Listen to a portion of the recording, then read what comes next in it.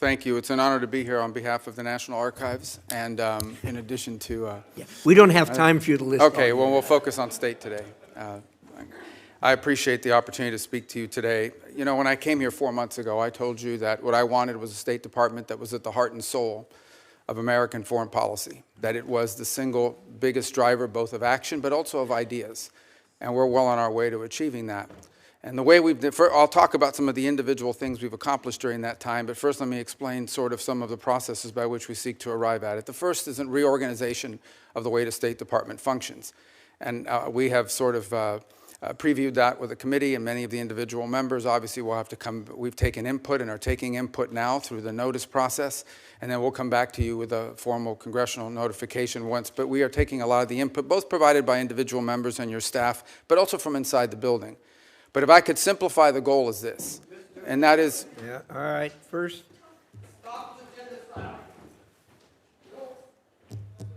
Carry on. The goal is to drive power and action in our agency to the regional bureaus and to our embassies on everything we do. We want our foreign policy to be holistic. So, for example, we recognize that the set of factors, both in diplomacy and foreign aid in Guatemala or in Trinidad or in Jamaica, are going to look different than they may somewhere in Africa, somewhere in the Indo-Pacific region. And we want those decisions and the influence over those decisions to be made, to be driven to the regional bureaus. And so what we've done is we've taken a lot of the functional bureaus and functional processes and moved them under the purview of the regional bureaus and the career individuals that serve there, and ultimately down to the embassy. One of our first tests, Senator Shaheen, is going to be in Syria. We don't have an embassy in Syria. It's operating out of Turkey. But we need to help them. We want to help that government succeed, because the alternative is full-scale civil war and chaos, which would, of course, destabilize the entire region.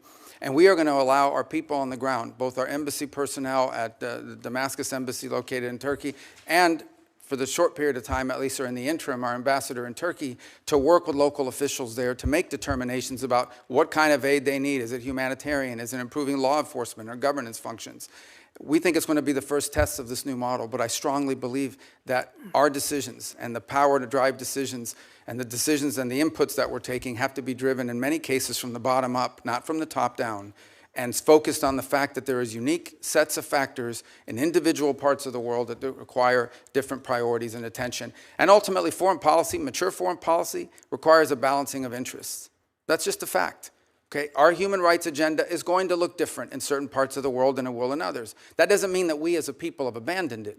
That means that in a world where you need to conduct real foreign policy in a mature and structured way, there are ways you're going to have to balance all these.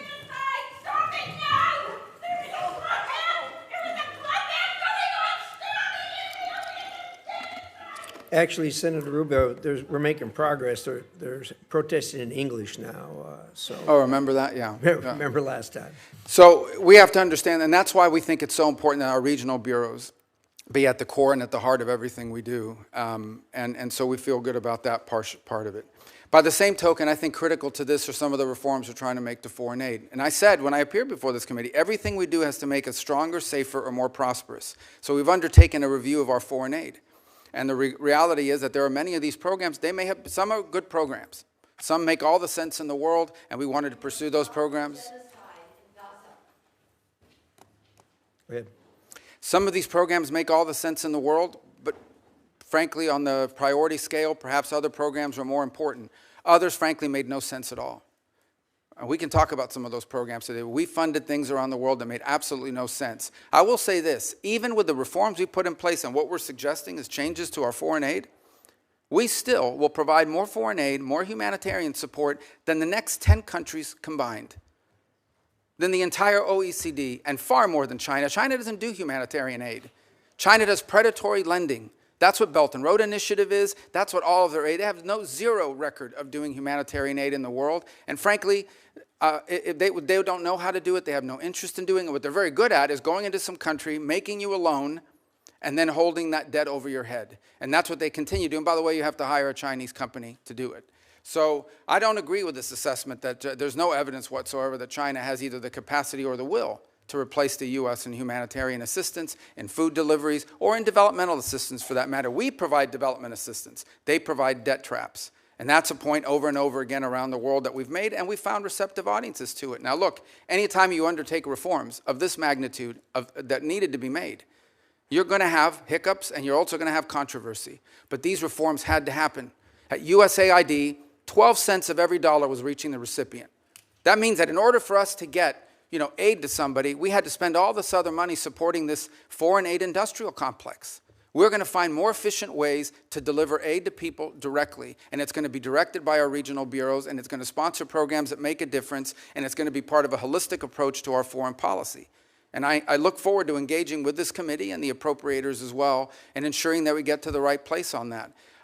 My last point I would make, and this is something I am very proud of. I believe, and I'm not besmirching anyone else, but I believe that the approach we have taken at the State Department, and frankly at USAID, but at State Department, to move forward reforms that involved intake from all of our partners, that required input from people within the building. Many of the reforms we've made were driven by people inside the building, many of whom have worked there for 20 or 30 years. And now we are engaged with Congress, both in the House and Senate, in a comment period where we're taking many of your comments and are making changes to our organizational proposals that we look forward to bringing back to you with an official congressional notification. And even after that, there'll be an opportunity to move forward. But the State Department had to change. I'm telling you, it was no longer at the center of American foreign policy. It had often been replaced by the National Security Council or by some other agency of government, when in fact we have these highly talented people, many of whom have served in multiple posts around the world and have a holistic view of how foreign policy needs to be conducted, that were being edged out. Because you know what? When I get a decision memo early on at the State Department and they would hand me these memos, there were 40 boxes on this piece of paper.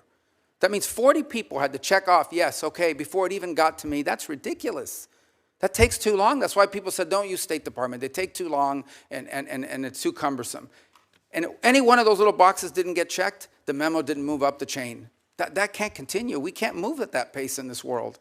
Events happen quickly, and we have to be able to move at the pace of relevance. And so I hope to work with you in a productive way to make that possible. You're not going to like all the changes, but I want you to know what the intent of the changes are. It is not to dismantle American foreign policy, and it is not to withdraw us from the world. Because I just hit 18 countries in 18 weeks. That doesn't sound like much of a withdrawal. And I see some of these foreign ministers, including individuals from Ukraine, more than I've seen my own children. And I talk to them at least 3 times a week. We are engaged in the world, but we're going to be engaged in a world that makes sense and that's smart. And that isn't about saving money. It is about ensuring that we are delivering to our people what they deserve, a foreign policy that makes America stronger, safer, and more prosperous. Thank you.